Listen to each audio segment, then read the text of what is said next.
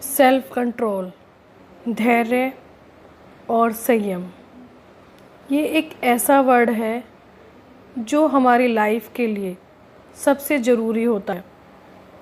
Self control हमें हमारे ही खिलाफ युद्ध के लिए तैयार करता है। सेल्फ कंट्रोल से एक व्यक्ति का जो बिहेवियर बनता है वो फिर उसके जीवन और मरने तक ऐसे चमकता है कि फिर उसकी इमेज बहुत अच्छी बनती है, उसको सुख की प्राप्ति होती है और उसका नेचर बहुत ही स्वाभाविक बन जाता है जो दूसरों के भी काम आता है।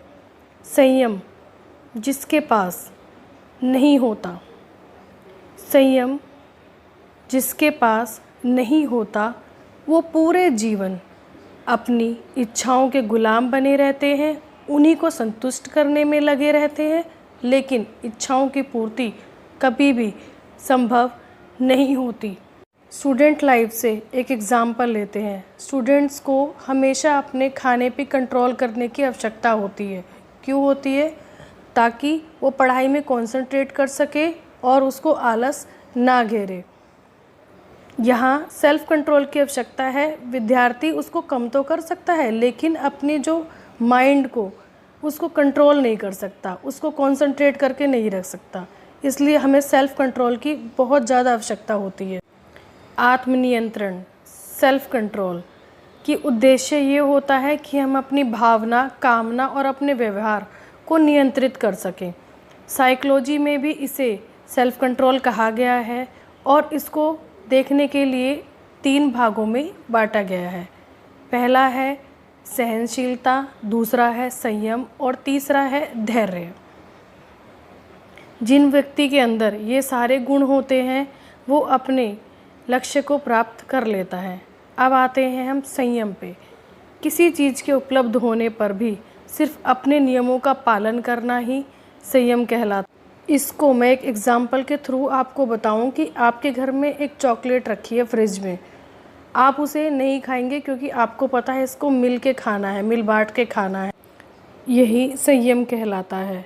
अगला है धैर्य। कोई बहुत डिफ़िकल्ट सिचुएशन आ गई है, हमें सारा नेगेटिव दिख रहा है लेकिन उस सिचुएशन में भी हम पॉजिटिव सोच रहे हैं, अपने आप को आगे बढ़ा रहे हैं, तो वो बहुत बड़ा काम होता है हमारे लिए। हमारे लाइफ में 10 लक्षण ऐसे होते हैं जिससे हम धैर्य को बना सकते हैं। क्षमा, आत्मनियंत्रण, चोरी न करना, पवित्रता, इंद्रिय संयम, बुद्धि, विद्या, सत्य, क्रोध ना करना। एक एग्ज़ाम्पल मैं आपको महात्मा बुद्ध की कहानी से देना चाहती हूँ। एक बार भगवान बुद्ध अपने शिष्यों के साथ किसी गांव में जा रहे थे। वहाँ पे क्या था कि जगह जगह गड्ढे खुदे हुए थे। उनके शिष्य ने उनसे पूछा कि गुरुदेव ये बार जगह जगह गड्ढे क्यों खुदे हुए हैं?